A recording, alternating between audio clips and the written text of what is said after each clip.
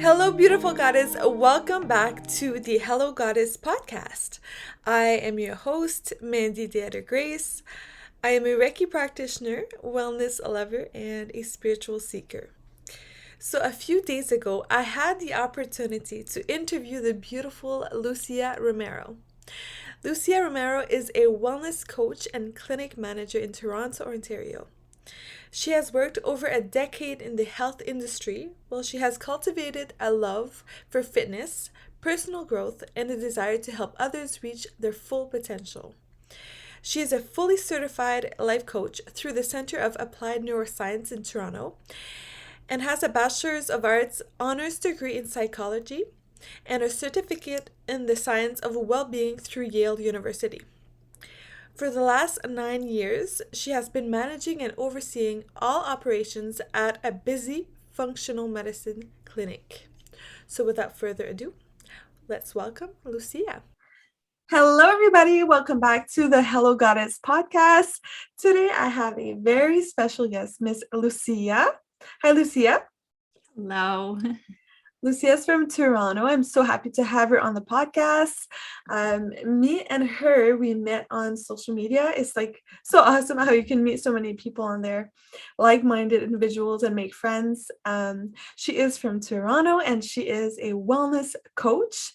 And when I saw her content, I was like, oh my goodness, I need to have her on the podcast. Like, she's so cool. Everything she posts is so informative and so interesting. So, yeah. Thank you. Welcome. So maybe we could start by explaining to our listeners, like just give them a background of what you do, where you're from, and just a little bit more information about you. Sure thing. So yeah, like you said, I am a wellness coach. So I got started because the last 9 years I've actually been managing a functional medicine clinic with naturopaths, nurses, medical doctors. We're like a collaborative team. And I noticed there was a niche missing, a coach to kind of tie in the mindset and everything. So I approached my boss. He agreed. So then I went and got my certification. I did an amazing program in Toronto. And then I launched my own practice online in April. And then I launched at the clinic to do coaching as well in October. So it's amazing to be able to bring in that energy and all the things I've learned from these practitioners to make it my own and create this wellness practice. That's beautiful. I'm so excited for you. Like, I remember we talked a little bit about this before the interview, and I told you I was going to be a naturopath, and Yes. you're working with naturopaths. So like we do have a lot in common, and I think that's so cool that you have this group of people that help a lot of people towards wellness and spirituality and physical health. That's so amazing. So maybe explain to us what you do. Like if a client comes to you, what is your job? What is your role in helping them?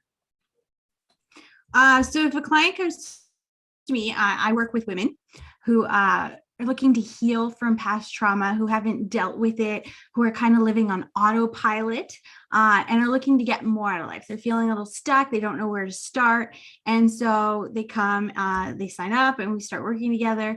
We look at their daily habits, how we can incorporate changes so they can be thriving instead of just surviving. Love it. That's so amazing. I love that you work with women. Another thing we have in common, I do for women. So yeah, yes. Women definitely need it. And I'm so glad you have this service for the women out there who need you.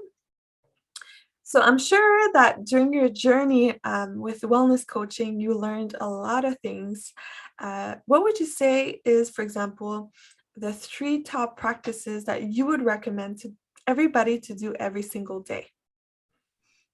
There's so many good ones. And I mean, it is based personally. So I do like to investigate what people will connect with more. And, it's different based on the individual because it's so personalized. But I can say for me, the top 3 is exercise, meditation, and journaling. Those have really helped me heal on my journey, connect with myself, get to know myself, and where thoughts and patterns come out. That's very powerful. You said meditation, exercise, and journaling? Yes. So I'm really familiar with these practices myself as well. So when it comes to journaling, there's so many different things you can do, like affirmations, scripting, just Yes. like brain dumping or whatever. What would you recommend would be the best practice according to Honestly, just going with what the mood is, because my journal is so all over the place. Sometimes I love to use a great journal prompt. Other times I hear like on a podcast or something they say and that triggers it. And then I go write down. Sometimes it's just scribbles. And other times it turns into content that, I post online. It's just a great place to get that energy going. My goodness. Yeah, no, I love your content, by the way. I don't know if I told you, like the way you just present everything is so entertaining and really informative. So yeah, meditation, journaling, and exercise, those are really, really powerful practices. Mm-hmm.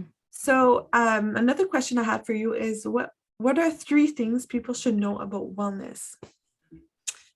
I feel like wellness is such a large subject. Like It is. I guess the first one is that it's not going to be easy. Like if you commit to a wellness journey, you have to be prepared to really do the inner work, because it's more than just eating right and exercise. Mm-hmm. The other one is that healing will not happen overnight. Right. It is a process. It is a journey. It is sometimes going forwards and backwards and upside down. So you have to be prepared for that. Yeah, yeah. And the last one would be that I feel any program will work for you as long as you are willing to commit to doing the work, Mhm. right? You can only take a program as far as you are willing to go. Right. That makes so much sense. Like commitment, patience, Yes. setting your intentions and everything like that, for sure. Yeah. Yeah. Um, what is one misconception about wellness? I think I kind of touched upon it, but I'll elaborate a bit more that it's more than just eating right and exercise. It's like the spirit, body, the physical, the mental, it's all aspects. It's looking at your mindset, your habits, and all of it combined. It's a holistic point of view, definitely. There's so many things that Yes. go into it. Like for me, for example, I call myself a wellness coach as well, because I do multiple different modalities when it comes to Mhm. like healing and supporting people through their journey towards health. But I understand that there's a holistic thing too. It's not just your physical body, it's not just your emotions, it's your spirit. It's Yes, it's your everything, right? spirit as well. Yeah, I think we talked a little bit about that on my post the other day. Like, yeah, you can eat well, you can exercise, but if you don't get in touch with the deeper nature of yourself, like you're not going to be fully happy. And that's so true. Yeah. It's So layers. we're literally onions. We really are. You got to peel back those layers, be willing to. And it Yeah, takes great strength to do that too. it does. It does. No, I highly at the end of this interview, I'll give you guys the handle there, but I really encourage you guys to go follow Lucia because she has so much to offer and every post she posts is so interesting and so different and just like I actually learned so much from you from the little time that I've known you. Oh my gosh, thank you so much, Mandy. That's so sweet. Thank you. Yeah, no, it's so true though. With your experience in wellness as a coach, is there something that you wish everyone knew or everyone would just learn? I think the biggest one is I wish everyone would learn and try meditation. I am I think 100% on board with that too. Yeah, that's Yeah. why I Mondays for me are fully meditation. I always post about meditation on Mondays in one facet or another. I just think it can mean different things to different people. It can be done in so many different ways. It's not just sitting there and focusing on the breath. So I think it can be for everyone if you just take the time to find which one works for you. I agree 100%. I think a lot of people are intimidated by the process because they think that they have to sit down in the lotus position and Yes. just like have no thoughts. It Yeah. doesn't have to look like that. No. could be walking, it could be through movement, it could be silent, it could be staring at a camera. It's just sound, or there's just so many different ones. And you were saying exercise. Is there a certain type of exercise that you recommend to your clients, or? Oh, I think that has to be personal, like whatever moves you, whatever works for you, because you're not going to commit to something that you hate. So like you hate, I don't know, yoga, don't go the yoga route. Like personally, I love strength training. So I'm all about the weights. Same. That's what I do. However, this month I took on a 30-day yoga challenge. So I felt like I hit a block with my weight training and I wanted to connect with my body more. So I'm on a 30-day challenge. I'm on day 16. And it's been going really well. I'm really connecting and liking the yoga. So always good to try something new too. Switch it up once in a while. Yeah. Mm-hmm. Like you said, it's all like a personalized approach. Very much so. It's different for everybody. Yeah, exactly. All right. What else would I wanted to ask you this question that I always ask my guests. If you can go back in time and talk to your younger self, what would you tell her about where you are now? What would you tell her about her past, what she should do now?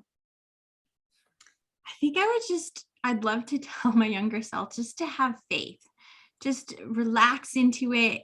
Everything's going to work out the way it needs to. What is meant for you will be, and not just stress so much about the little things, because I was such a stressor.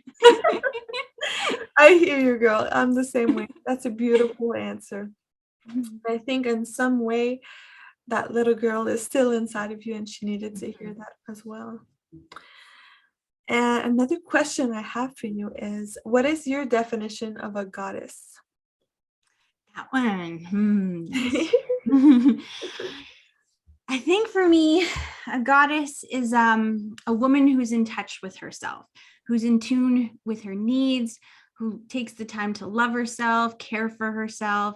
And the most important piece of all is a woman who supports other women and lifts others and fixes that crown if it needs to be fixed and doesn't say a word about it, just keeps going. Well, you definitely fit that description, so you're a goddess for sure. Thank you. So are you. Thank you so much. That was so interesting. I'm so happy I got to have you on the podcast and talk a little bit about your background and your knowledge about wellness. Yeah, I would even love to have you again sometime. And it was really, really interesting. Thank you. I would love that. This was so awesome. Thank you so much for asking me to be part of your podcast. Oh my goodness, anytime. Is there any message you have for the women that are listening out there?